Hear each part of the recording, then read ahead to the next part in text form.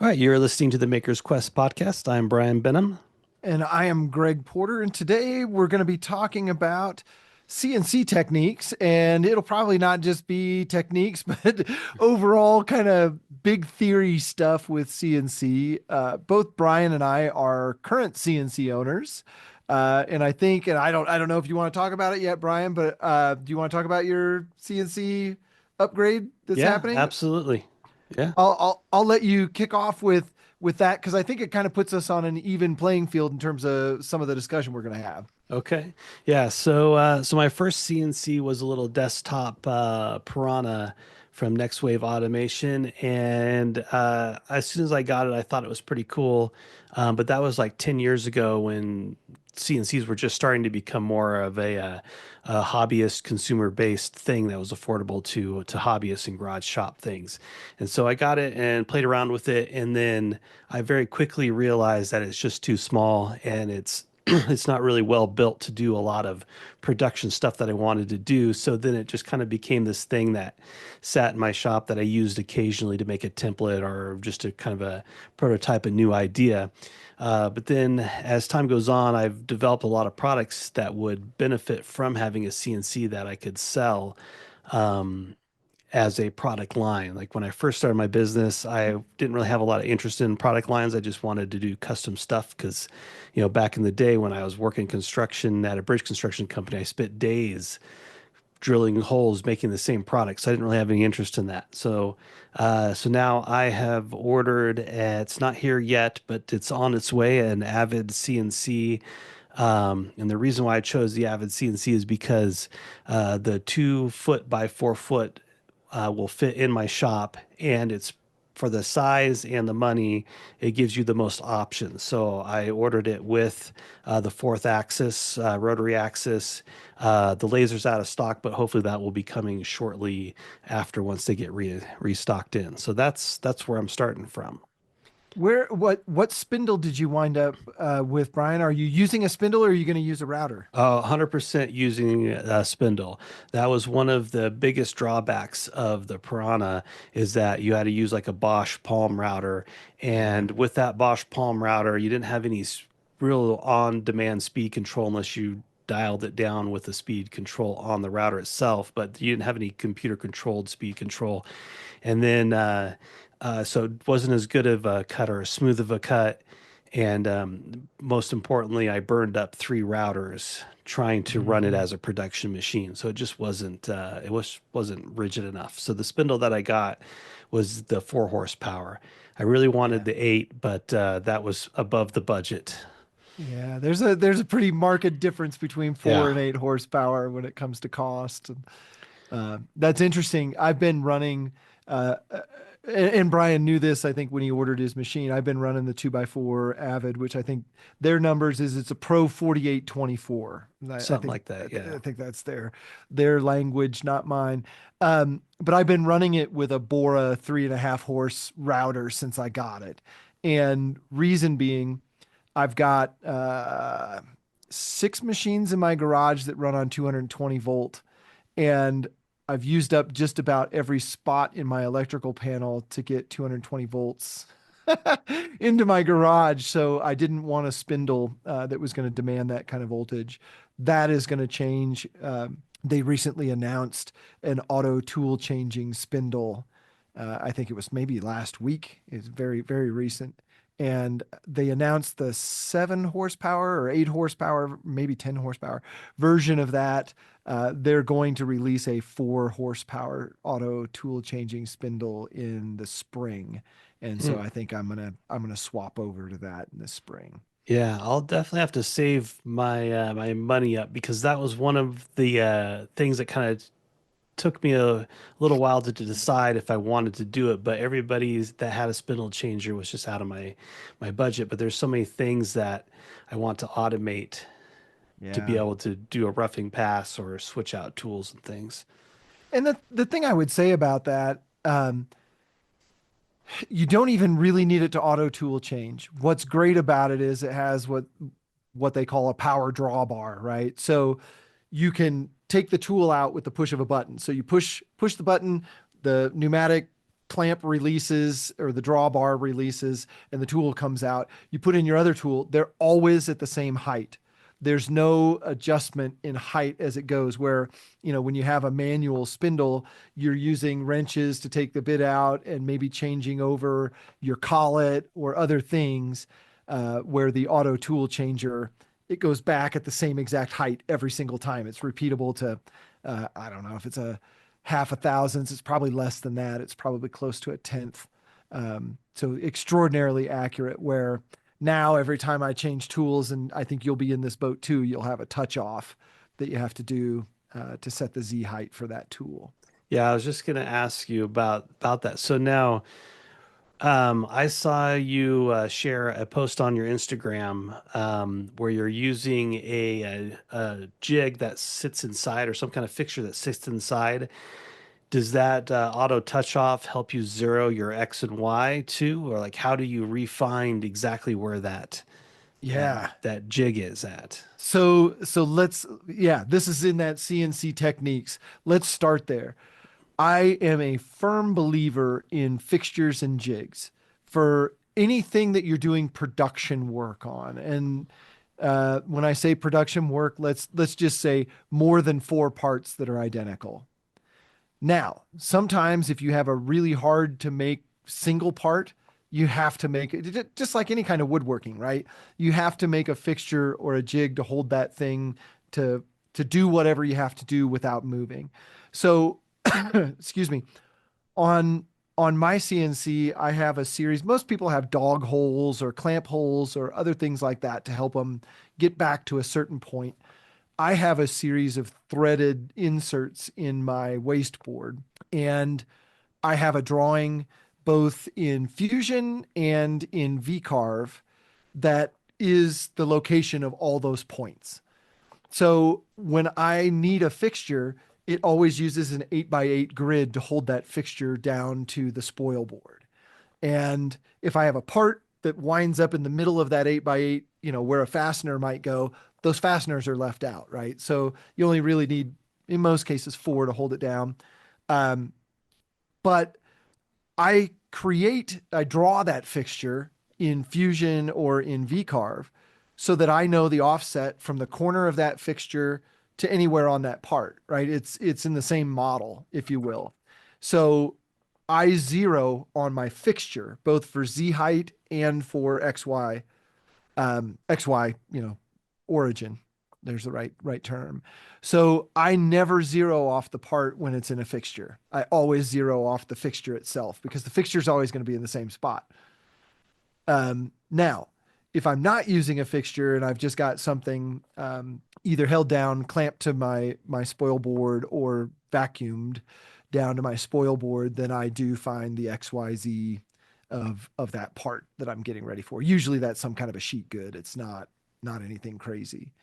But I have parts. Here we go. Here's one of them. This is all done on the CNC, and it starts flat. This is hard to show, but it starts flat, and there's a path that goes around the perimeter and cuts the perimeter out. And then it stands up, and I have a fixture that holds 10 of these parts. 1, 2, 3, 4, 5, 6, 7, 8, 9, 10. And then it counterbores and then drills holes. So you can see holes drilled there. And all the parts that I have on my desk are always blem parts because these are the ones I use on a day-to-day basis. So you can see the holes weren't centered left to right. These are deeper than those. But usually if I'm on a fixture, I'm making several hundred parts. And so the first parts that I run, I look at them and go, okay, I'm off, whatever, 50 thousandths this direction or that direction. One of the other things is I want to get it centered left to right, right on the center piece. This is off center. So I would run this part and then make adjustments. But I start with that fixture is my XYZ0. Does that make sense? Did that answer your question, Brian? Yeah, so I got a follow up here because so on the Piranha that I had used in the past, right? So like in VCarve you can say top left corner or the center of Yeah. the part. So I'd almost always do the center of the part just because that was easy. But so I have my X on the center, but let's say I'm using a 1/4 inch Mhm. in mill. You can't see the exactly the center. So do you have a solution when you're setting up your fixture? Because like let's say you take Mhm. the fixture out and you put the fixture back, it might not be 100% exact where it goes. Yeah. How do you re-zero that? There's two things that I do. Um, and I haven't put them in. I just switched over to a vacuum table system in the past 3 or 4 weeks. And with that came a whole new spoil board, whole new layout, like all the things changed. Um, but on my old spoil board, I had pinholes for 1/4 inch steel ground precision dowel pins. I had holes for steel pins up both sides of that spoil board. So if there was a fixture that I wanted located exactly in the same spot over and over and over again, I use those pins, those dowel pins to locate it. And those will get you under a thousandth of an inch of accuracy. Okay. Even in wood, they're that accurate. Okay. So And go ahead. the I'll also say now I don't have pins right now. I'm relying on 1/4 20 countersunk bolts to hold my fixture. And you have to have, it has to align to the uh, X axis and be straight. So what I do on the Avid, you can set your jog to a thousandth of an inch. So every time you hit the button, it goes a thousandth of an inch. So I'll line up one corner with a 1/4 inch either pin stuck in my router, or I'll do a 1/4 inch tool. It doesn't really matter. And I'll get one corner located perfectly. And then I'll just cruise it down to the other end before I put the bolts in. And it will push the fixture so that it's aligned properly. And so I'll get it perfectly square that way. And then Avid has a really great puck that you can use that sets your XYZ. So it goes down and touches off to the Y, or no, it touches the Z axis first, and then it touches the Y, and then it touches the Z, and you tell it how big the tool is that you're using to do that touch off. So if you've got a 1/4 inch tool, you say, "Hey, I've got a 1/4 inch tool." It does the math for you. It takes off an eighth of an inch and puts the thing where it's supposed to go. Okay, so let's back up here because Yeah. on the puck. So is the puck fixed someplace on the machine? Mm. No. So you pick it up, and it's got we could probably find a picture of it, but it's a square, and then it has a lip that hangs down on one side. So you can push that lip up against the corner of your workpiece, and then it knows what that offset is. I want to say it's a 1/4 of an inch or something like that. It's a standard offset. So in Mach 4 or Mach 3 with Avid, they have a whole thing that's programmed in there. Hey, I'm using the Avid touch off tool. I want to center off the lower left corner. I want to do X, Y, and Z. My tool's a 1/4 of an inch, and then it will go through that routine on your workpiece. They have changed that. I think your machine is going to come with a different software. It's not going to run on Mach like mine does.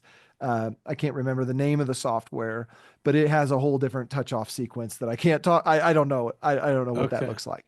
Uh, I wish I Well, I did. think that's an upgrade, which I didn't get. I think it's coming with mock, Oh, but it I don't is. know. Okay. But Okay. I don't know yet. I thought for some reason they were just changing their overall platform away from Mach, but they may if they're doing Mach, then you'll have the same touch off plate that I do, Okay. and it is super sweet. Like it is super nice. It just perfectly finds the edge every time, and it's good. Okay. So let's say my hand is my workpiece, and this is the puck. It's got a lip on it, and it just clips onto the edge of my workpiece. Yeah, I always keep one hand on that puck while it's doing its zeroing, So so that then it does not move. So then this comes and goes dink and goes over and goes dink and then comes down and goes dink Yes. and then it does its own calculations. Yep. And then Got it it. raises up so you can move your stuff out from under it, and then you put it all away and hit the go button. All right. And it also Mach has it, but the Avid CNC, I'm guessing you got proximity sensors with your machine. Those proximity sensors, when you home the machine, they put that machine very, very, very close to the same location every time. So the machine 000 is very, very consistent on the Avids if you have those proximity sensors. So is Um, that what when the gantry's coming across and then it gets to the end and it touches, it yep, trips that switch. It goes, okay, well, we're at the end. yep, Yeah, yeah. that's one thing the Piranha didn't have that I wish had because the number of times it hit went and it's not moving, but the computer thinks it is, and then all Yeah. of a sudden you're like, ah, And that can definitely happen on the Mach 4 has what are called soft limits. So once you home your machine, enables or activates the soft limits. So when it gets within, I don't know if it's half an inch of those soft limits, it automatically starts to slow that axis down, and it will bring it to a rest right at the soft limit. It won't crash your machine, physically crash your machine. Now, I'll say that in one sentence, and then the next sentence will be, I've crashed my Avid before. So it happens. Like it happens to all of us. And it's because, you're driving a tool down into a part faster than you should, and it can't clear out material fast enough. So then it'll lose steps or whatever. But again, on all those little upgrade things that you can select on your Avid, they now have clear path servo motors, and those servo motors feed back whether it made the step or didn't make the step, so it knows if it crashed, and it just like stops, but it doesn't lose your relative or absolute location. oh, maybe I think the ClearPath was the upgraded software thing, so that might not. So I don't know what I'm getting actually if it's going to be Mach 4 or something else. Yeah. But If you I didn't grab the upgrade for the clear path Okay, because it was like so another $1,000. yeah.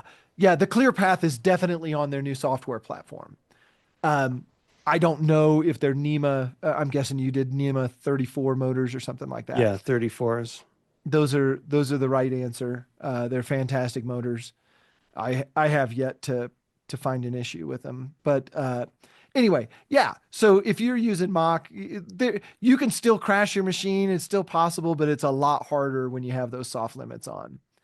But yeah, so let's get back to technique. So we were talking about fixturing and jigs and like how do you get parts repeatable and those sort of things. And again, in the machining world, in a lot of worlds where you're making things, if you're making multiple parts, you have to make a little bit of an overage, as a setup part, and you do your trial runs. It's no different than if you're setting up your dado stack for rabbiting or something like that, right? Like you have to have a scrap piece of wood that you're trying things out on till you get it dialed Hmm. in perfect, and then you do every one of the rabbits for your project, and you hope you got them all and didn't miss any, because setting it up again, you can get pretty close, but it takes that setup. So that's the magic of the fixtures, and now like I said, I invested in a black box Cyclone, and black box is, I think, rapidly becoming the go-to for the home gamer. I'm saying home gamer, the small shop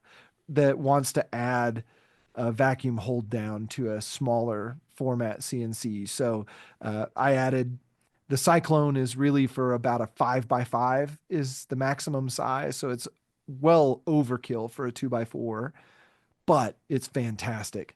Like I have yet to be disappointed in anything that I've done with it. And to stick this in there, this isn't a technique, but it's something I'll share with you, Brian, because I know you're going to run into this real fast. I don't. Did you see the pictures of the stiffening pieces I put on my CNC? No, but the last video I watched was with the end result of using the Cyclone. Yeah. So I added a central rib to my Avid CNC to hold the spoil board tighter because with too much pressure it would bounce a little bit and throw off the Z axis. I would get parts that were goofy in the Z axis. And when I get in there with my dial indicators and things like that, my Z axis is accurate within under half a thousandth of an inch. Like it's perfectly accurate, and then I would get parts that were screwed up in the V, and it's or in the Z, sorry, in the V, the V axis. I wonder which one that is. But I would get parts that would have mistakes in the Z axis, and it's like, where is this coming from? And it was coming from there's just a really slight bounce in the spoil board. So I added just two pieces of tube steel down the center of my Avid CNC, and then on the edges of the spoil board, I added I think it was 1.5 inch angle iron to hold the edges. That was one of the complaints I have. Uh, the Avid design does not hold the edges of your spoil board. So as you get in between ribs and over to the edge, there's flex, and you have to take that flex out if you want good parts.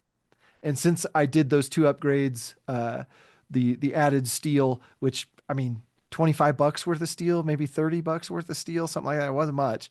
I added those in the vacuum table. The parts that are coming off there are so predictable. They are perfect every time. I'm not, it eliminated the step down lines that you get sometimes with actual V carving and doing lettering and things like that from kind of front to back, side to side. There's no deviation. There was always just a slight deviation. It wasn't because I had an uneven spoil board or anything like that. It was because the spoil board had just a little bit of bounce to it. But yeah, So yeah, I think that's one of the things that I've seen a lot of people complain about the Avid is that with the aluminum frame, it's not super sturdy. So uh, noted, I definitely as I'm putting this thing together, I'm going to be looking for places that I might be able to add some kind of stiffener. I can Um, send you pictures.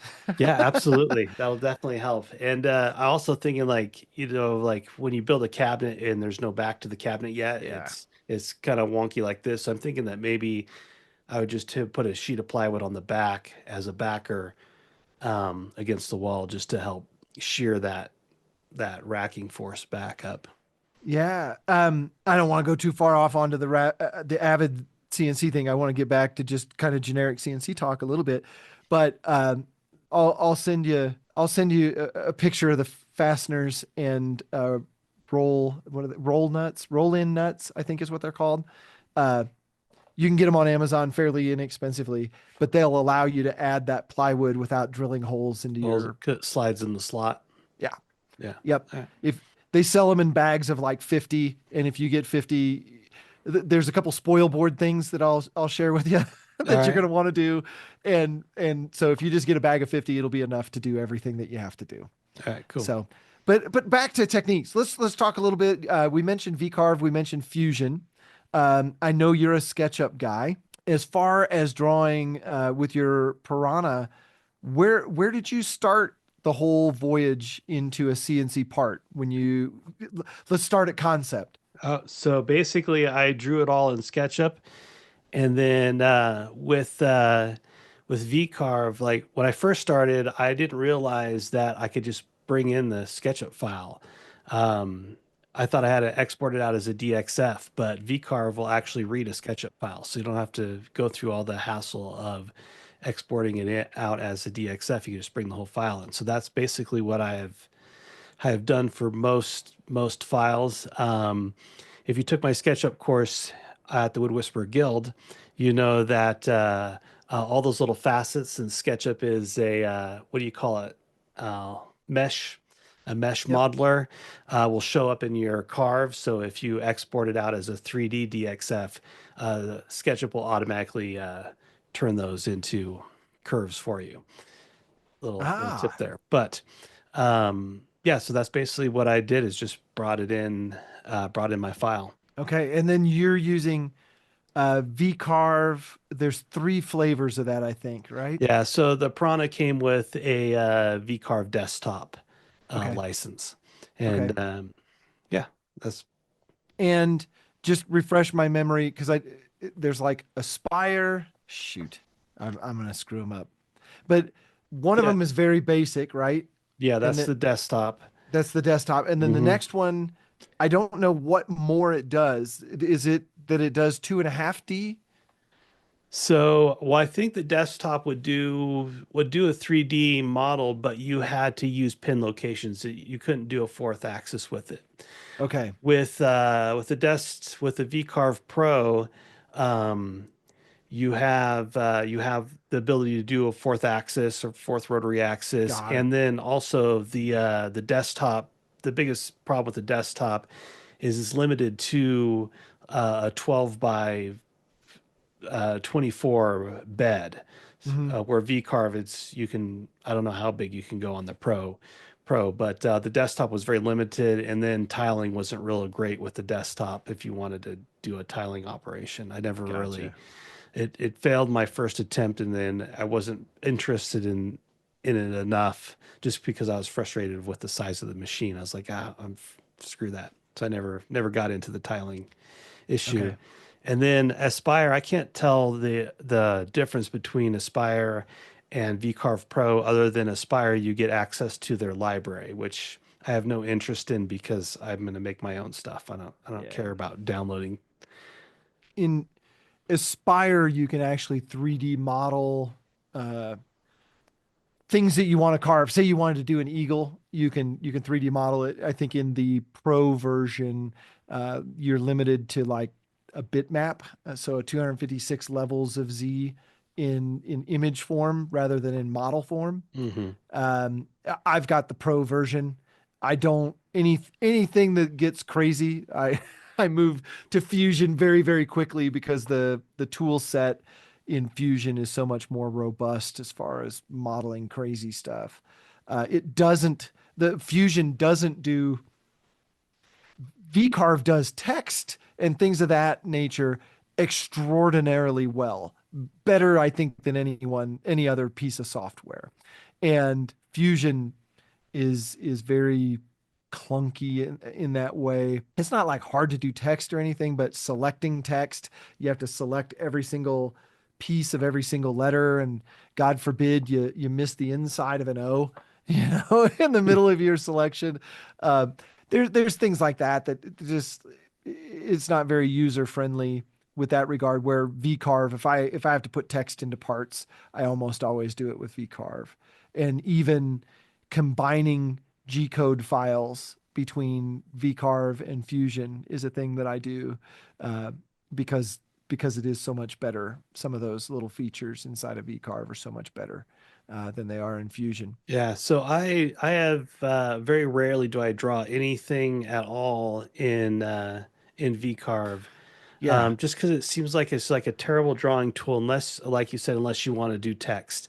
right. Even if I want to do text, I'm pretty fluent in Adobe Illustrator, so I feel like I just have way more control over Adobe Illustrator than I do VCarve. So it's kind of my preferred thing for text. So the Yep. only thing I've ever really used VCarve for is just to lay out my tool paths. Yeah. That's basically how like I don't know like if do you use Fusion to lay out your tool paths, or once you draw it in Fusion do you put it back into VCarve to figure all that out? No. So let's talk workflow a little bit. If I'm going to cut a simple part, a rectangle with a hole cut out of the middle of it, Hmm. um, I try to use the path of least resistance. Right. That's a V carve operation. It's Hmm. very uh, I'll say two dimensional. You could call it even 2.5D. It does that extraordinarily well. Once I get into VCarve, I want to start and stop the entire thing inside of VCarve. Um, when I'm using Fusion, I'm usually using Fusion for assemblies. So things that are made up of more than one part, or things that have to be flipped, or things that have to be very dimensional. Um, so once I get in the Fusion workflow, I tend to not leave that workflow ever. Because if I have to come back and fix something, which is always the case when you're manufacturing 100 of fill in the blank, you may get the first 100 done and you send them out the door and you start looking at it and you're like, man, that screw head is just in the wrong place. I need to move that. Yeah. Whatever it is. And so if you go from Fusion into VCarve, so to speak, which you can do, right? You can take sketches out, in they go. I don't know if you can do any. pieces and parts of models or whatever. But if you go into VCarve and now you're moving a screw around, well, if there's another part of the assembly that changes, if one of my suppliers can't supply the right knob or doodad, and I have to change a dimension somewhere, then I have to go back to Fusion, move that thing that I moved over here. It gets to be too much to keep track of the revisions as it goes. Hmm. So I like to keep, once I do something in Fusion, I like to keep it in Fusion. Fusion does have the where the power of VCarve is. It's very simple. It it's not a one trick pony. It's a multiple trick pony, but it doesn't have a ton of tricks, but the tricks that it does exceptionally well, like just over and over. And when you set up a toolpath in VCarve, it is very simple. I want this line, I want this tool, I want it to take this many cuts to get to the bottom. And if Hmm. I need tabs, I want it to leave these tabs. And it does that. Or I want to you can even do multi-tool things, right? I want a roughing pass that leaves 5 thousandths of an inch, and then I want a cleanup pass that goes full depth that cleans it all up. Does that very well. Inside of Fusion, to get to that point takes a long time. Like you have to go through several dialog boxes to get it to do a 1/4 inch tool 5 times around the outside of something. Hmm. That said, you do have insane amounts of control how the tool ramps in or spirals in, or it's a different speed during the ramp in. It's a different this. Uh, it's going to cut in this way versus that way. I'm trying to think of concrete examples of what those things are. But the plunge rate versus the lift rate versus the clearance heights and all of those things. There's just infinite controls inside of Fusion that, again, if you're going to make 100 of something, it pays to put the time into that Fusion model, because if there's a small defect in manufacturing, you can zero in on where that small defect is and change it. Now, I said that the one thing that I will go into VCarve for is text. And that text, as long as it's located in the same spot over and over and over again, that and I do text out of Fusion, but if I have a part that's going to go through knowingly is going to go through several revisions. So um, a lot of my parts, and of course I can't find one here. I make parts for people who make guitars. So they're these very curvy things, and the curves have to be exact. And in the computer, there's no way to check that curve against a real instrument to see if it matches. So there's a lot of trial and error.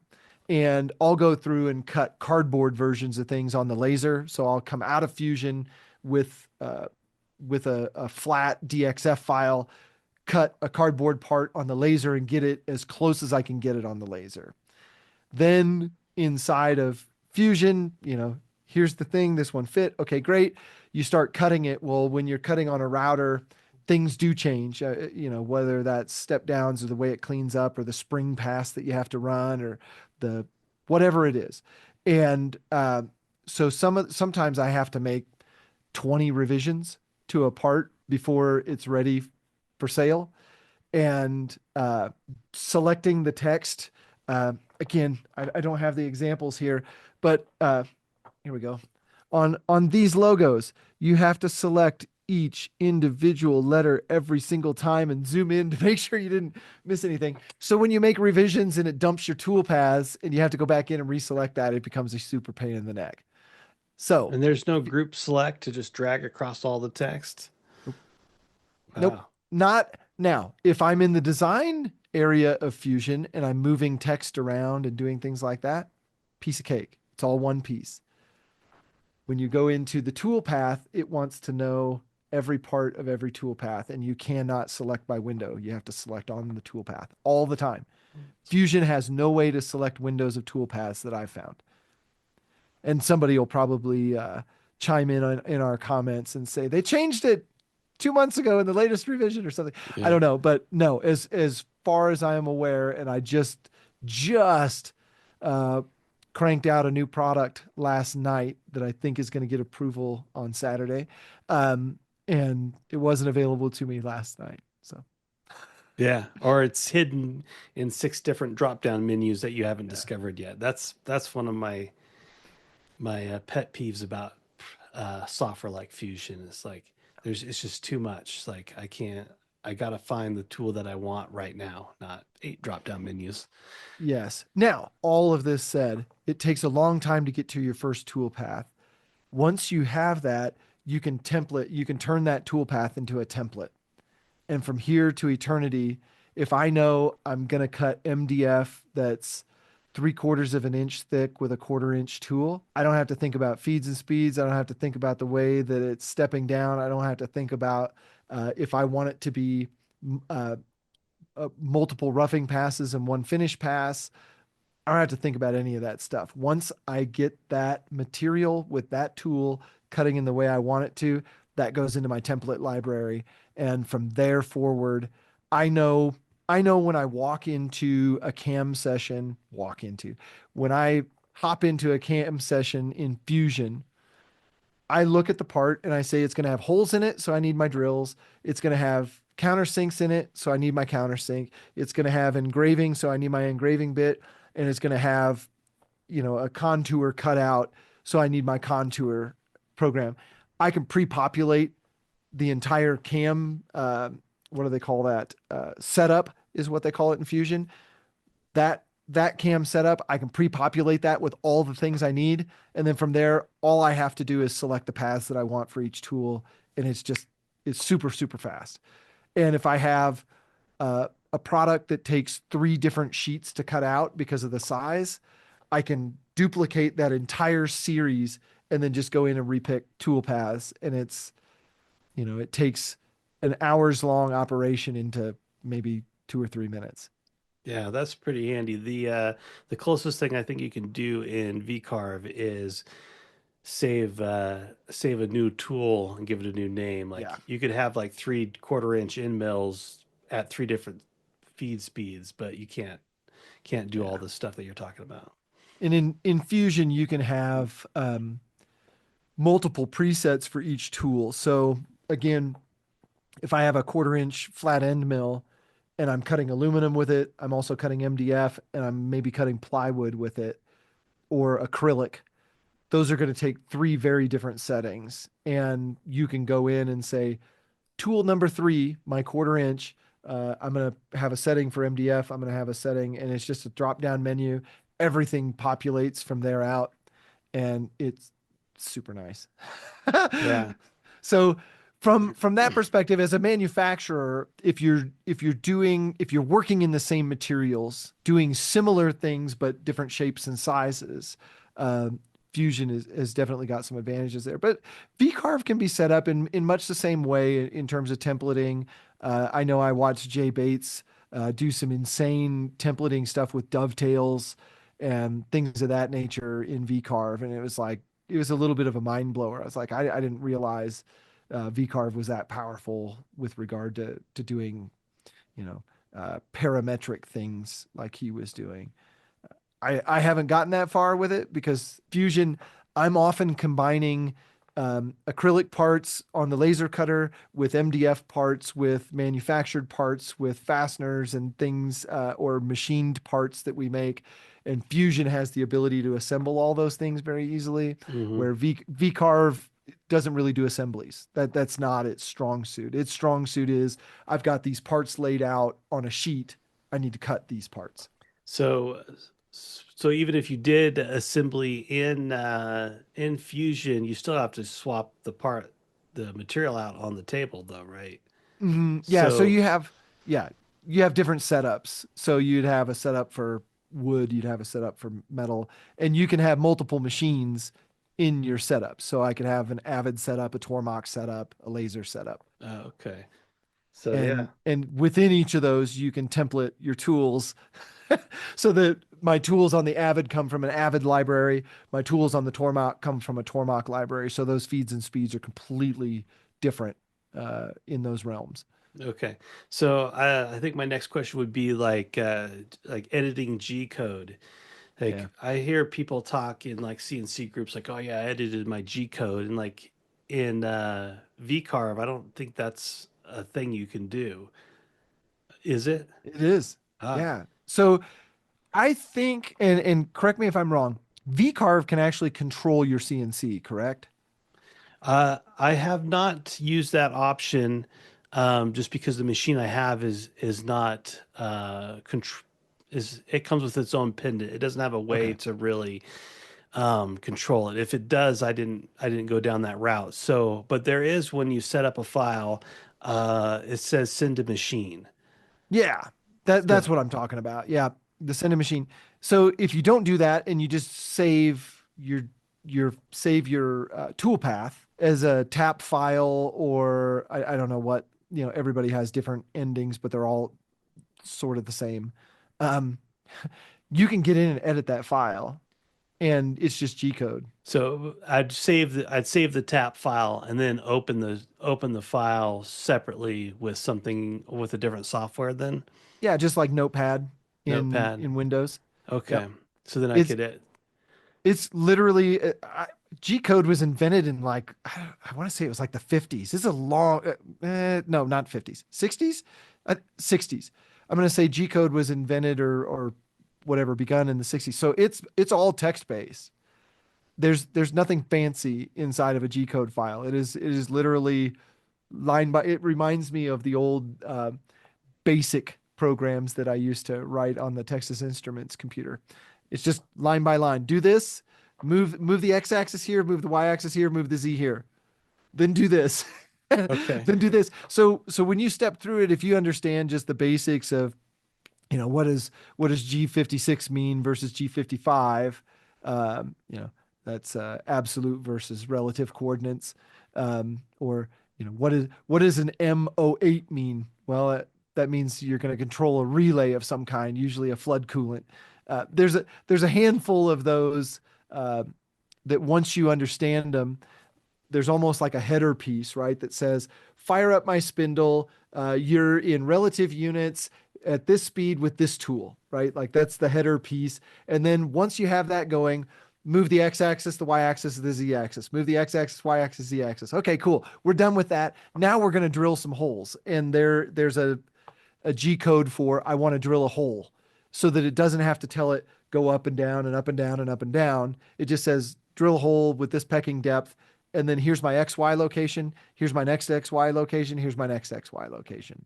Okay. And anyway, but that's how I do text in VCarve, and then I cut or copy that G code into the file that comes out of Fusion, and I can put it anywhere I want to. So usually I do my carving operations up front, because if you go through a whole CNC file and the last thing you do are carving letters in and it screws up one of those letters, you've just wasted the entire part.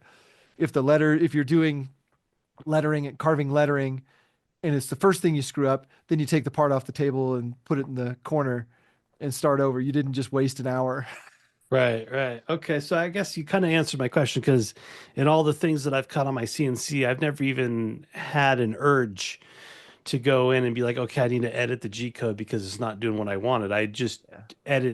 edit my toolpath in VCarve. So I couldn't think of a reason why. And all these people talk about G code. I thought it was just because they like to brag that they understood G code. But Eh, I yeah. never could come up with a reason like the software's so good that Yeah. it doesn't need to. But you just gave a really good use case scenario for Eh, using combining two softwares at their strength. So, and here's another one. Anybody can use this one. One of the fun things, right? You get done with whatever carve that you're doing, whatever program you're running, and it seems like, at least in my world, you vcarve gives you a couple choices. What do you want to happen at the beginning and the end of this file? And one of the choices is I want it to start from XY0 and I want it to end at XY0, right? Like when you're done cutting the part, return the machine to this point. Don't just stop out in the middle.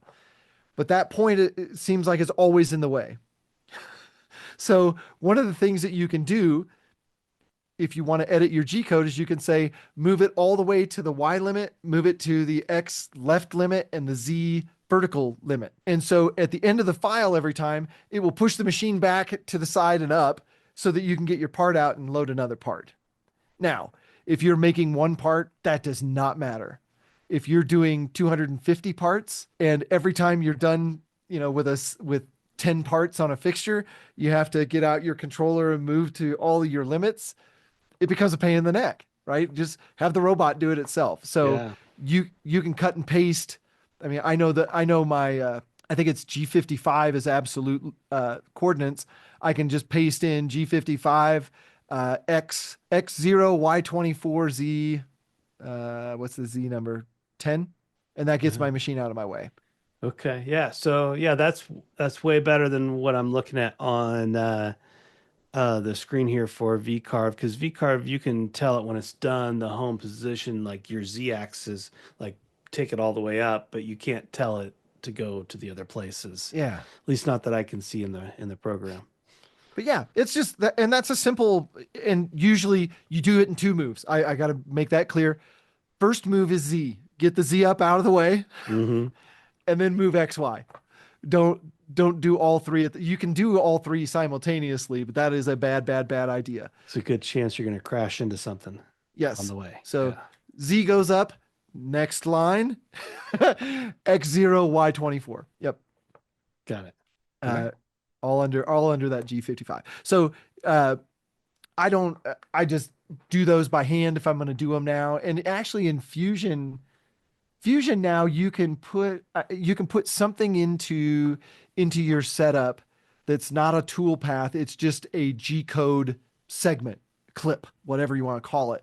So you can type that into Fusion and then put it in your template library and use it over and over and over again. Oh, that's cool. So you can just have a little tool library that says, all right, return it home Yep. each time. You don't have to Yeah. edit it again. What do they call it? Do I have Fusion open? Oh, I do. Oh, this is great. Um, it's called a manual NC, and you just put that in there and type G55, whatever Z10, enter X0 Y24, and then yeah, I don't have that in my template library now. I feel stupid that I that I put Oh, it in my hand all the time. It's like, why don't you automate that, ding dong? But I yeah, will it will. now. It will. Yeah. I was going to say tomorrow morning, that'll be the first thing Be tonight.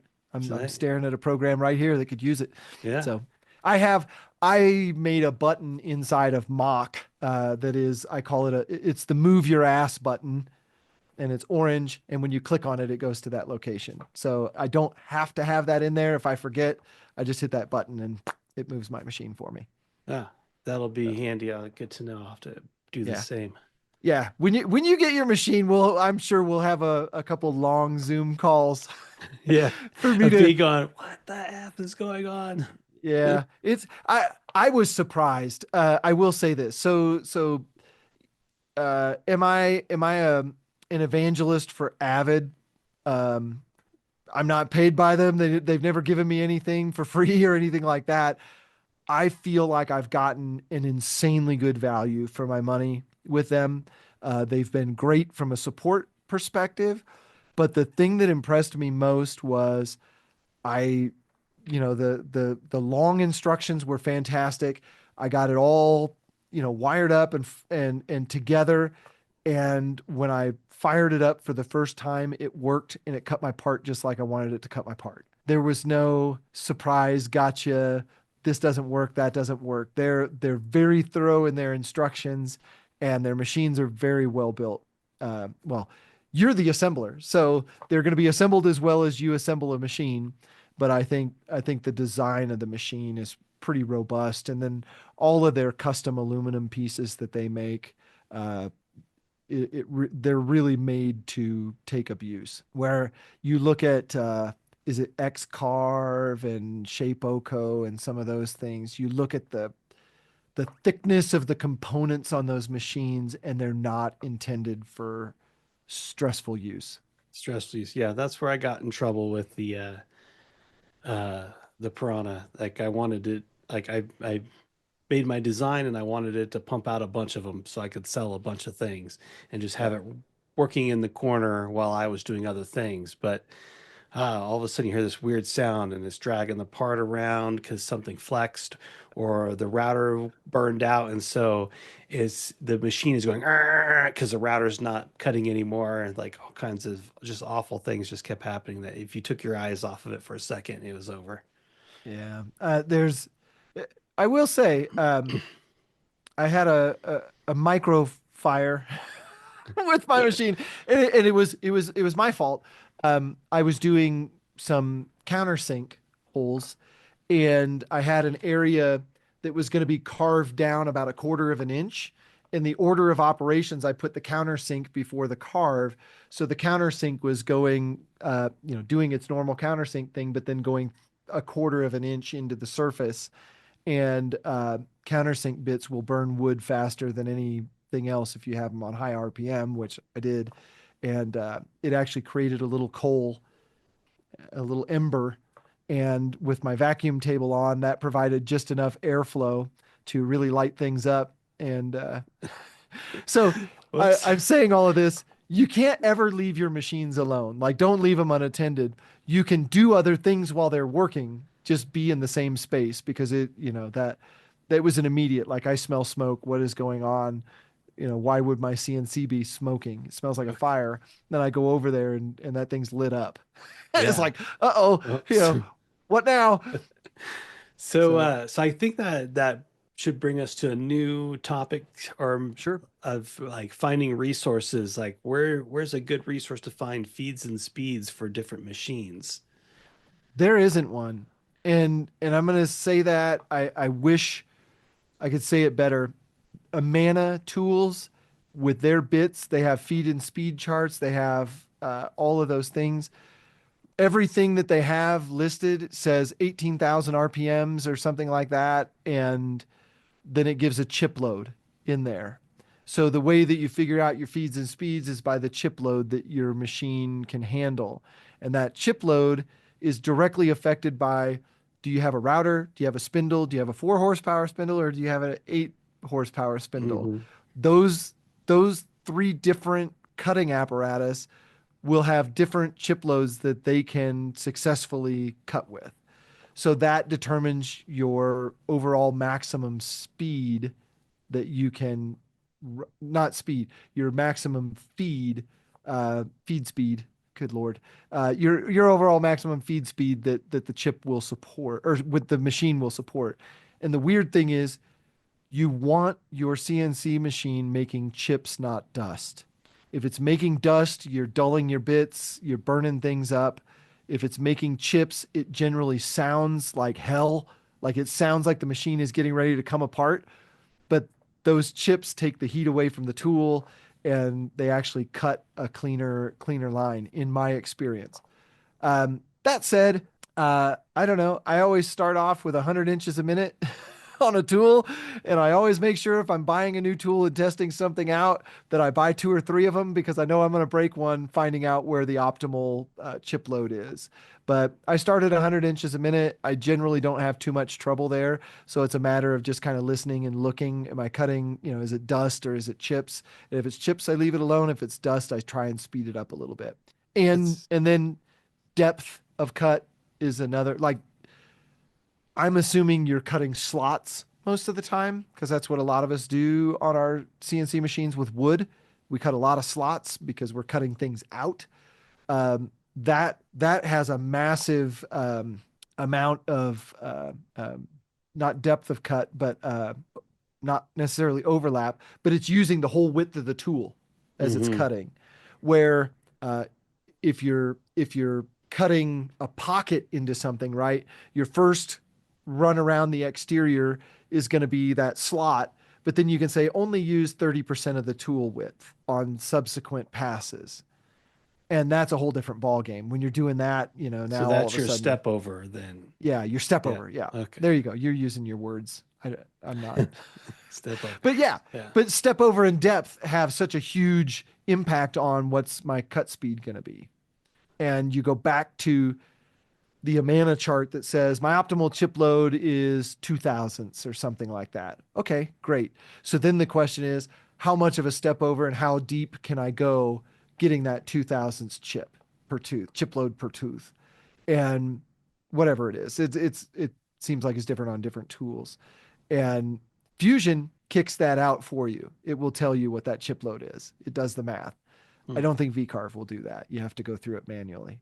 All right, so there'd be like a manual calculation. I'm sure I can just Google to figure that out There's somebody who has it on their webpage. I guarantee it. somewhere. Chip Yes. load. So that's interesting because like you'd think like if I was a manufacturer of a CNC, I would have tested my CNC with different materials to at least give you a starting point to be like, all right, Yeah. here's our starting point. But I guess like if you're using an Amana tool versus a white side tool, Yep. even if they're both quarter-inch end mills, they could be different hardened steels sharpened at a different angle or That whatever. yeah, that's exactly right. And the amount of tool that is sticking out below the spindle will Hmm. affect that too, right? The longer it gets, the more chatter you get, the more noise, and Yeah. more likely you are to have problems. And the one thing I will say, like, flip this around. Look at some of the Cam Master size CNCs, the big steel frame, big boy cabinet shop stuff. Hmm. They have, I believe it's Cam Master. It might be one of the other manufacturers. It's not ShopBot, um, but they have proprietary tools that they sell. And when I say that, I mean they're a branded Whiteside or Amana or fill in the blank, somebody. But they go through and test those bits because they know all of our whatever 9,000 series machines come with this spindle, and they know all the components that are going into that machine. So there's no question that this tool in this material will perform this way on this machine. With their Period. particular bit. Yeah. So so I have seen speeds and feeds on websites where there are proprietary things, but I would say, for the most part, Avid is going to tell you, I think the maximum inches per minute is 200 on the machine that you have. So you start there and go, well, that's my upper limit. That's as fast as I can move. It may be more than that. It may be 400. I can't remember. Somewhere in there. Uh, maximum cutting is either 2 or 400, and then the max rapid I think is 800. But uh, they'll tell you this is the maximum cutting rate, and that's with their big boy spindle. So come down from there. Yeah. It's kind of that's been my approach, and I cut a lot of things at 150 inches a minute. That's with MDF and a quarter-inch bit, 25 quarter inch depth of cut. I'm going 150 to 180 inches a minute. And is that at maximum spindle speed? Maximum spindle speed. Yep. And again, that's because those bits can go 18,000 RPM, no problem. Hmm. And I've never had an issue with one overheating or Yeah. that becoming an issue. But 150. Now, when I get into some really tight corners will break bits faster than anything. When I get into tight corners, I might slow it down a little bit if I have something that's got a lot of dog bones. Are you familiar with that term? Hmm. Yeah. Yeah. If I have something with a lot of dog bones, that goes a little bit slower. I will never run those at 180 inches a minute. I'll run them more like 120, something like that. Uh, And that so to do that, you can't just slow it down at the dog bone. You have to slow the whole two path down, right? depending on how you're doing it, you can. But yeah, it's better to just control the whole tool path as one thing. It keeps you more sane. I'll put it that way. So I guess I could do the dog bone as its own separate tool path. Yeah. Or You that could can be a thing I could go in and edit the G code. you absolutely could, Yeah, there we go. Now or I found a use case. or you can do a non-dog bone path for your roughing passes and get all the way down to the bottom, and then your last pass can be the dog bones at a slower speed, which most of the time you want the better surface finish anyway, so you might go at a slower speed. Slower speeds. All right. So one other question I had. So let's say you've talked about like you do your roughing pass, and Yep. then so in VCarve they have like a cleanup pass or an offset. Yeah. I'm not seeing it here on the thing. So oh yeah, It's they called call it, final pass, I think, in vcarve. yeah, they say do separate last pass. There it is. Yep. And then it gives me a box to fill in what my allowance is. Yep. So is that if I wanted to move over a tenth of a thou of an inch or a tenth of an inch when I fill that box in, is it going to automatically calculate my rough in pass out a tenth, and then it'll jump back to the actual tool path? Yeah. So I would highly recommend just going through and putting like an eighth of an inch, 0.125 in that box. And then it will show you the different tool paths. So you can see it in VCarve what it's planning Oh, on what it's doing. actually doing. Oh, that's good. So like an over Yeah. exaggeration. Yeah. So like if I wanted to see which direction it's going to move, I could put something big in there, like an inch, and see. Okay, so Yeah. yeah, and then the final pass will be over. Okay. Yep. Because you can do negatives too. Oh, so So if stock to leave. if I uh if I mess something up and it's too big, I can just and have it take more off. Yes, but I'm going the other way around. Um, if you have a part and you cut that part and instead of 4 inches, it's measuring 3.98 inches and you need it to expand another couple thousandths, you can go into the negatives and make it do that. Okay. And in an ideal world, you would fix your CNC machine so that it cut 4 inches. Right. In a real world where we're manufacturing things and we're not gonna go through and set up our CNC machine every week to adjust for whatever cutter compensation. I don't know, whatever thing you might have to adjust for. The fact that it's cold today and the servos are running just a little different, whatever. Um, but you can leave stock by setting some of those values negative. Mm. Um, and I can't remember all the VCarve language that they use, but you can go through, like I said, just over exaggerate what those offsets are, and you'll see exactly what it's doing. But I was going to finish that up. In a manufacturing world, you make that first rough part, you measure it, and you go, oh, okay, we're off by 3 thousandths of an inch today. I need to make this part 3 thousandths bigger. You just go in and do that offset, run your parts. Much easier than trying to zero out Redraw your the part or well, uh, it's backlash compensation and all those. There's a yeah. lot. There's a lot there. The steps per inch is a thing you can control in mock. And I went through with a set of 12-inch calipers and got all my axes within a thousandths of an inch over a 10-inch dimension. So you just cut out like a 10-inch square or something. No, I did a series of movements on each axis with a fixture with that caliper clamped to a fixture so that it couldn't move. And what that Okay. allows you to do is you move one direction and measure it, and then you move back to where you started. And if you don't measure exactly at zero, then that means you've got a backlash issue. If you wind up back at zero, that means your backlash is good. But if your dimension is wrong, that means your steps per inch are wrong, and you have to go through and set those. Or Set your the accelerations are wrong. Sometimes accelerations affect things like that. so yeah, in yeah, using like Piranha, you don't have any of that. Any of Yeah, the desktop stuff probably doesn't have any of that, but no. any of that But you adjustment. Mock, well, Mock is a wonderful software for people who need to produce things accurately. In fact, the Tormach used to run on Mock software. That used to be their standard software before PathPilot came out. So Mock, whatever number, 3, 4, um, are quite capable of making high precision parts. So that's the level of control you have inside of Mock, Okay. which is great if you have a machine that you want to do production work on and you're trying to do accurate things. And again, I always kind of point back, if you're carving names into cutting boards or uh, making 4-leaf clover coasters or things like that that don't require precision, you don't have to ever worry about that stuff.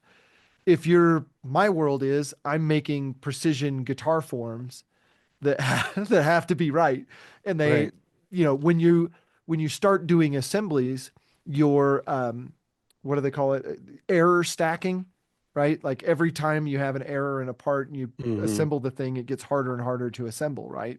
Right. And so being able to eliminate as much of that error as I can is super important. I mean, some of my assemblies, I'll have 30 parts that get cut out of a sheet of MDF that have to be assembled. Well, if they're all off by 3 thousandths of an inch, You wind up with some wonky stuff that doesn't, to a customer, doesn't have a good feel. It's like, well, this doesn't feel like it's, got good craftsmanship. It feels like it's sloppy.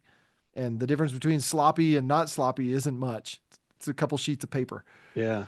So, yeah. And again, Mach 4, Mach 3 also, but Mach 4 allows you to compensate for all of those things, which is super awesome. But again, sometimes you don't have the time to go in and edit the motor controllers in Mach 4 and you just want to add 3 thousandths of an inch and you can do that. Yeah. Nice.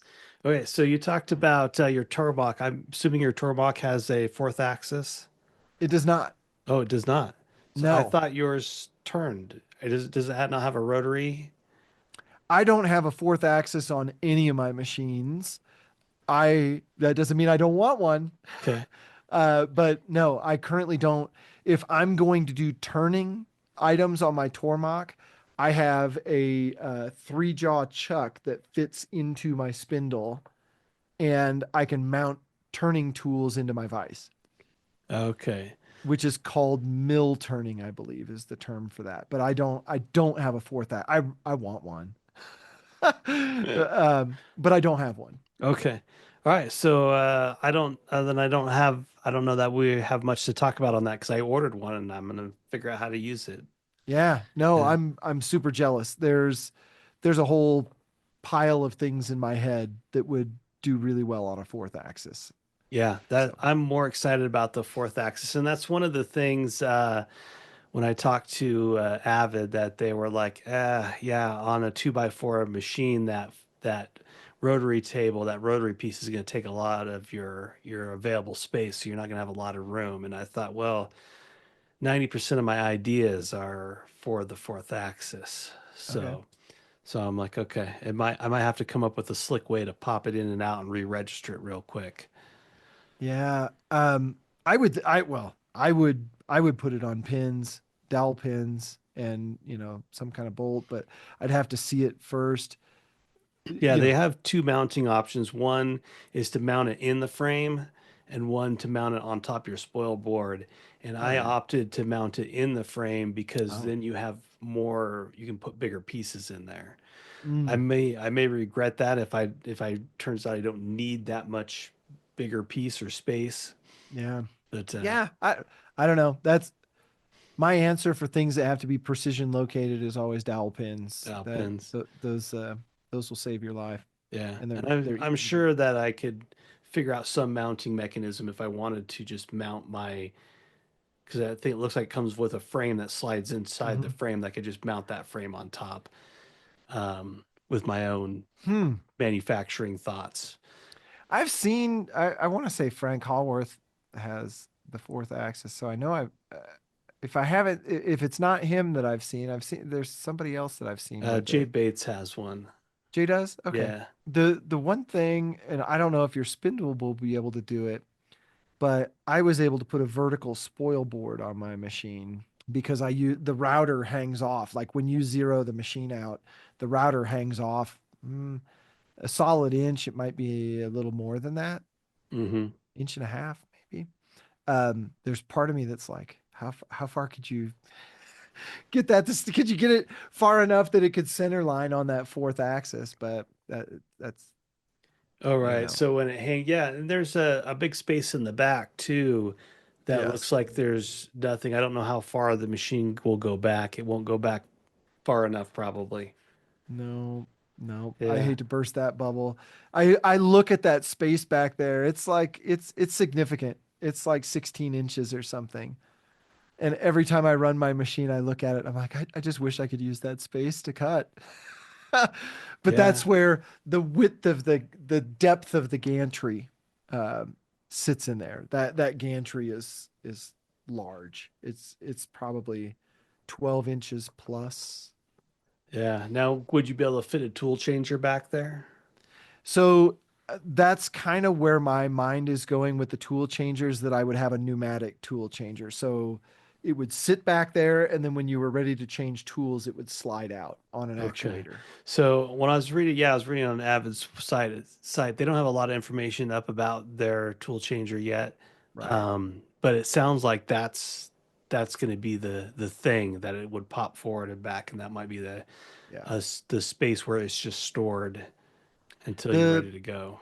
the one thing that concerns me is when you get into that situation, the distance between the gantry and the spoil board, I believe, is 8 inches. Hmm. And I've now got a vacuum table which takes up an inch and a half. So now I'm at 6.5 inches. Well, then what's the length of a tool, right? Most tools are somewhere in the 2.5 to 3 inch range. Hmm. So then you have a tool holder that goes with the automatic tool changer that has a, whatever the cone on top. I don't know if I can slide. I don't know if I have enough room to slide those tools in anymore. Um, Yeah. Though, so they do sell an extension kit to move you from 8 to 12. okay. And I have my my Z, I have a 12-inch travel Z. So I would just need some kind, yeah, I'd need the spacers to go up. Yeah. Okay. Yeah, that might be the So answer. that Like might be the everybody used to answer. do to their old Delta band saws. That, Bandsaws, you put that space riser block. yeah, terrible, terrible. Yeah. Yeah. Gets you if it gets you where you need to go, I I guess.